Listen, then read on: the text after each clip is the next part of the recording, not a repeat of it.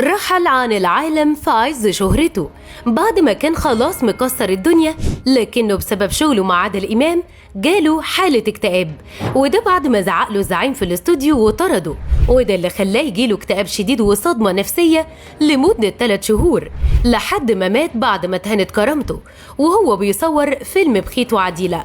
فتعالوا معايا أعرفكم عادل إمام عمل إيه بالظبط مع زقلة محمد الشرقاوي وتسبب ازاي في موته من خلال الفيديو ده. اتولد محمد الشرقاوي سنة 1954 في قرية منشية رضوان بمحافظة الشرقية لأسرة كانت فقيرة جدا. والده كان مزارع بسيط وعنده 12 أخت وأخ، وده بقى اتسبب في مشاكل مادية كبيرة ليهم. في بدايته كان بيمثل في مسرحيات المدارس وقدم كمان بعض السكتشات الكوميدية، وخد لقب الممثل الأول على مستوى الجمهورية 36 مرة. كمان محمد الشرقاوي كان متميز جدا في كتابة الشعر والرسم، وكان بياخد من صحابه السندوتشات مقابل انه يرسم ليهم، والموضوع ده بقى اتسبب في زيادة وزنه. بعدها اكتشفوا المخرج جلال الشرقاوي في مسرحية راقصة قطاع عام.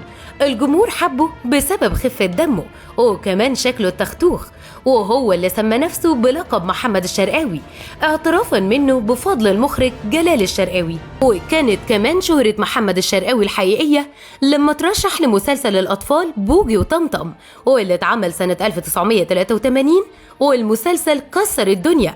ده لما اتعرض في شهر رمضان ونجح قوي، ومصر كمان كلها كانت بتشوفه على الفطار.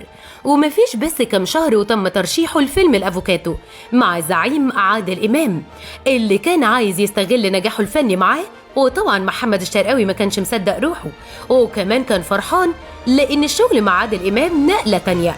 فعلا نجح دور محمد الشرقاوي جدا بعد ما قدم دور جوز إسعاد يونس أخت يسرى اللي كان شغال مع حسن سبانخ في فيلم الأفوكاتو، وزاد نجاحه كمان وشارك في فوازير عم فؤاد اللي كانت مع الفنان فؤاد المهندس. والتاني مرة طلبوا برضو عادل إمام عشان يقدم دور في فيلم بخيت وعديلة الجزء الأول، والدور برضو عجبه جدا، وقعد بقى يجهز بروفات الفيلم بس ما كانش يعرف اللي هيحصل معاه. في اليوم الأول للتصوير لقى محمد الشرقاوي عادل إمام بيزعق له قدام كاست التصوير كله بطريقة مش حلوة، وكمان بيعامله من فوق لتحت. فساعتها حاول محمد الشرقاوي يرد، فلقى الزعيم قال له اسمع الكلام ونفذ التعليمات وقول حاضر. طبعا الشرقاوي اتضايق واتعصب وبص للمخرج نادر جلال وقال له يا أستاذ نادر، هو حضرتك ساكت ليه؟ ما بتتكلمش ليه؟ مش حضرتك المخرج ولا الأستاذ عادل إمام؟ كده مش نافع. طبعا المخرج نادر جلال ما فتحش بقه، وده اللي ضايق الشرقاوي اكتر واكتر، وحس وقتها بالاهانه وكان هيبكي، وقال كمان قدام الكل انا مش هشتغل، كرامتي ثم كرامتي ثم كرامتي، وساب الاستوديو ومشي. بس ما حدش اهتم والتصوير كمل.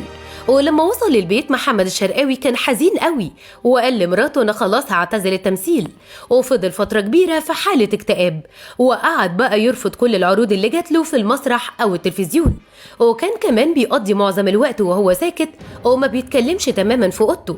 استمر وضع محمد الشرقاوي على الوضع ده 3 شهور كاملين حزين جدا لحد ما جاله أزمة قلبية وهو قاعد في غرفته، ورحل عن الحياة في عز شبابه واللي كان لسه عمره 42 سنة. رحم الله الفنان الكوميدي محمد الشرقاوي وأسكنه فسيح جناته. قولوا لنا بقى انتوا كمان في التعليقات يا ترى ايه أكتر الأعمال اللي بتحبوها ليه؟